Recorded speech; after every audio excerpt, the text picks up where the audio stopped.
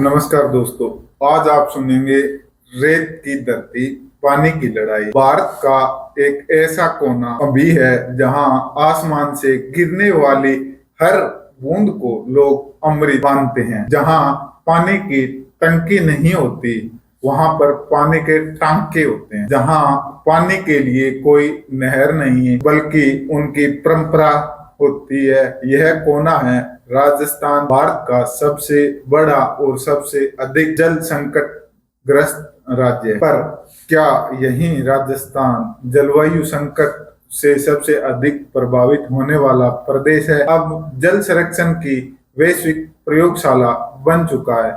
इसका उत्तर है हाँ, और यही कारण है कि आज राजस्थान की कहानी केवल एक राज्य की नहीं, पूरे भारत की चेतावनी और प्रेरणा का स्रोत बन। राजस्थान का 2/3 भूभाग थार रेगिस्तान से आच्छादित है और यहाँ औसत वार्षिक वर्षा 100 से 400 मिलीमीटर के बीच होती है, जो देश के औसत से बहुत कम है। राज्य के कई जिलों में तो यह आंकड़ा 200 मिलीमीटर से भी नीचे जा चुका है। भू जल दोहन की स्थिति बेहद चिंताजनक है। जल संसाधन मंत्रालय की 2022 की रिपोर्ट को हम देखें तो उसके अनुसार जोधपुर में भूजल दोहन 258% से अधिक बढ़ा है। बाड़मेर, जैसलमेर, नागौर, सीकर, चूरू, झुंझुनू, बीकानेर जैसे जिले क्रिटिकल और ओवर एक्सप्लॉइटेड श्रेणी में आते हैं। राज्य का संग्रह औसत भूजल दोहन 151% को भी पार कर चुका है।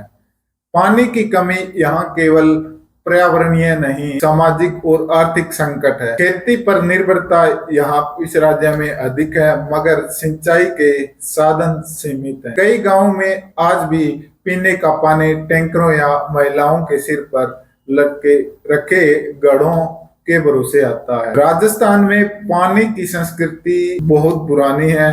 यहाँ टांके, जोहड़, खडीन, बावड़ियां, ये सब राजस्थान का हमें इतिहास बताता है कि यहाँ के लोगों ने जल संकट को किसी सरकारी योजना से नहीं, बल्कि अपनी परंपरा और लोक ज्ञान से उत्तर दिया है। राजस्थान में जल संरक्षण केवल जीवन यापन की तकनीक नहीं, सांस्कृतिक व्यवहार भी है। टांके, भूमिगत अमृत कलश। राजस्थान के पश्चिमी जिले जैसलमेर, बाड़मेर, नागौर में टांकों की परंपरा हजारों साल पुरानी है। टांका एक गोलाकार भूमिगत टैंक होता है जो घर की छत से वर्षा का जल को पाइप के जरिए नीचे इकट्ठा करता है और यह पानी उनके लिए अगली मानसून तक पीने और नहाने के लिए पर्याप्त होता है। ये टांके में पानी ज्यादातर घरेलू उपयोग के लिए ही मुख्य स्रोत है।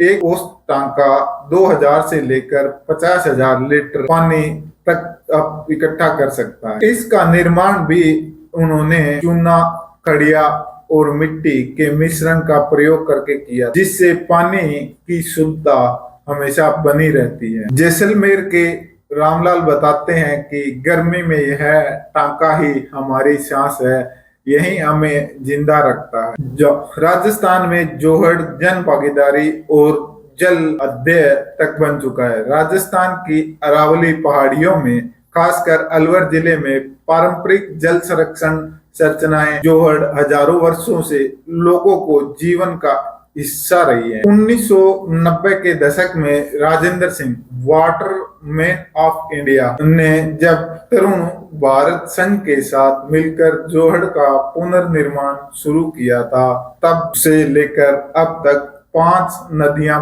पुनर्जीवित हो चुकी है और यहाँ पर 800 से अधिक गांवों में जल का जो धरती का भूजल स्तर होता है वह 15 से 20 फीट तक बढ़ा है। जो कुएं पहले सूख चुके थे, उन कुओं में पानी अब भी फिर थोड़ा थोड़ा भरने लगा। आज अलवर मॉडल दुनिया में सामुदायिक जल प्रबंधन की सबसे सफल मिसालों में गिना जाता है। खड़ीन खेती खेत में पानी रोकने की उनकी पारंपरिक वैज्ञानिक तरीका है। खड़ीन प्रणाली में खासकर जैसलमेर, बाड़मेर और जेकबाबाद क्षेत्रों में प्रयोग किया जाता है। वर्ष जब यहाँ पर वर्षा होती है तो वर्षा के दौरान खेतों में पानी को रोककर उसे धीरे धीरे रिसने दिया जाता है, जिससे खेतों में अधिक समय तक नमी बनी रहती है और फसलों को सिंचाई की आवश्यकता सिर्फ न के बराबर हो जाती है। बाजरा, मोट, ग्वार जैसी फसलें बिना ट्यूबवेल के यहाँ पर उग जाती है। किसान मोहनलाल कहते हैं, खड़ीन में खेत बोलते नहीं, पानी की बोली सुनते हैं। राजस्थान में बावड़ियां भी एक मुख्य स्रोत है जो जल का स्थापत्य और उनकी संस्कृति से जुड़ा हुआ है। राजस्थान की बावड़ियां जैसे कि चांद बावड़ी, आबानेरी, तोरण बावड़ी जयपुर, रणजी की बावड़ी बूंदी में सिर्फ जल संरक्षण नहीं, सामाजिक, धार्मिक और सांस्कृतिक जीवन की दूरी रही है। महिलाएं यहाँ पानी भरने के साथ साथ आपस में मिलन और संवाद भी करती है। तीज त्योहार, कथा, लोकगीत और जल उत्सव इन बावड़ियों में आयोजित होने वाले मुख्य कार्यक्रम होते हैं। गर्मियों में इन बावड़ियों के भीतर का तापमान बाहर के तापमान से 5 से 7 डिग्री कम रहता है। अब बात करें सरकारी योजनाओं की जो राजस्थान में बहुत बड़ा बदलाव लेकर के आई। राजस्थान सरकार ने पिछले 1 दशक में जल संकट को नीतिगत प्राथमिकता में रखा है। मुख्यमंत्री जल स्वावलंबन अभियान MJSA शुरुआत हुई थी इसकी 2016 में। इस अभियान का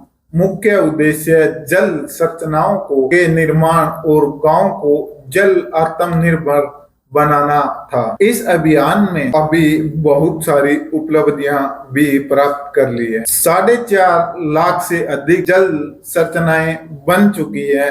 10,000 से अधिक गांव में भूजल स्तर में आज हमें वृद्धि देखने को मिलती है। MJSA 2.0 में 2024 से लेकर 2028 मुख्यमंत्री जल स्वावलंबन अभियान के तहत 2024 से 2028 तक 5 लाख और जल संरचनाएं प्रस्तावित भी कर रखी हैं। इनमें राजीव गांधी जल संचय योजना पहले चरण में 3,931 गांव में 1,31,000, पहले चरण में 3,931 गांव में 1,31,000 संरचनाएं बनानी है। 15 लाख हेक्टेयर भूमि को सींचने की क्षमता। दूसरा चरण 4500 गांवों को कवर करेगा। रेन वाटर हार्वेस्टिंग की अनिवार्यता को बढ़ावा दिया जाएगा। 2025 वर्ग मीटर से बड़े भूखंडों पर यह अनिवार्य रहेगा। भवन स्वीकृति के लिए अनिवार्य प्रमाण पत्र भी रहेंगे। हालांकि जयपुर, जोधपुर जैसे शहरों में इसका क्रियान्वयन अभी भी कमजोर है। जनता की ताकत, सामुदायिक भागीदारी का चमत्कार। राजस्थान की जल कहानी सरकारी प्रयासों से नहीं, जल चेतना और भागीदारी से सफल हुई है।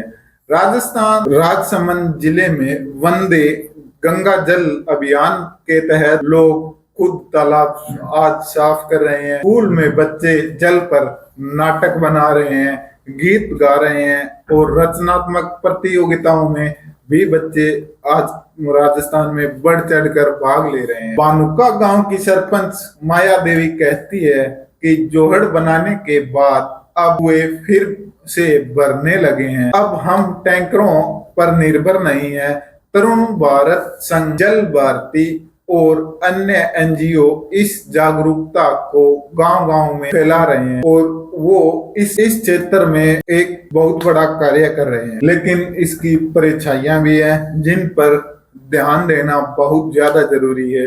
राजस्थान में जल संघर्ष की सफलता के साथ साथ कुछ गहरे प्रश्न और अवरोध भी हैं। भूजल का अति दोहन, जरूरत से 2 गुना पानी जमीन से निकाला जा रहा है जिससे जल स्तर खतरनाक रूप से गिर भी तो रहा है। वार्षिक वर्षा जल संग्रहण की उपेक्षा, शहरी क्षेत्रों में रेन वाटर हार्वेस्टिंग की अनिवार्यता है पर क्रियान्वयन ढीला है। कार्य योजनाएं, कई संरचनाएं सिर्फ फाइलों और रिपोर्टों तक सीमित भी हैं, जमीनी सच्चाई इससे बहुत अलग है। यहाँ पर मौसम की मार भी है। जलवायु परिवर्तन के कारण बारिश का समय और वितरण अनियमित होता जा रहा है, जिससे संग्रहण योजनाएं भी बाधित हो रही। इन चुनौतियों के समाधान के लिए स्थानीय निगरानी, पारदर्शिता और टेक्नोलॉजी आधारित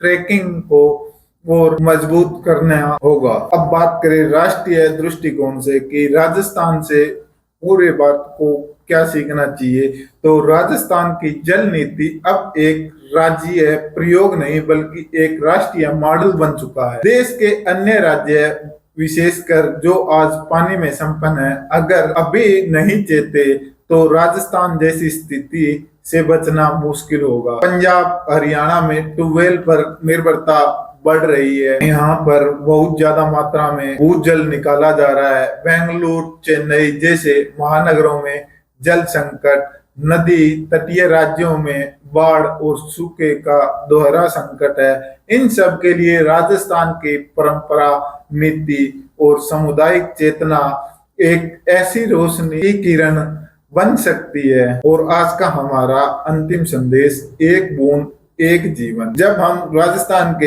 एक बुजुर्ग से बात करते हैं तो वह हमें कहता है कि हम पानी नहीं बचाते, हम हमारी जिंदगियां बचाते हैं। तो यह केवल संवाद नहीं, यह आने वाले समय की रणनीति होनी चाहिए। भारत में अब पानी बचाओ जैसे नारों से आगे बढ़कर हमें जल संस्कृति अपनाओ के नारे पर आना चाहिए। यह रास्ता हमें चुनना चाहिए और उस राह की शुरुआत राजस्थान से होती है, जहां रेत की परतों में जीवन की हरियाली छिपी हुई है और जहां पर हर एक बूंद की अपनी कीमत है।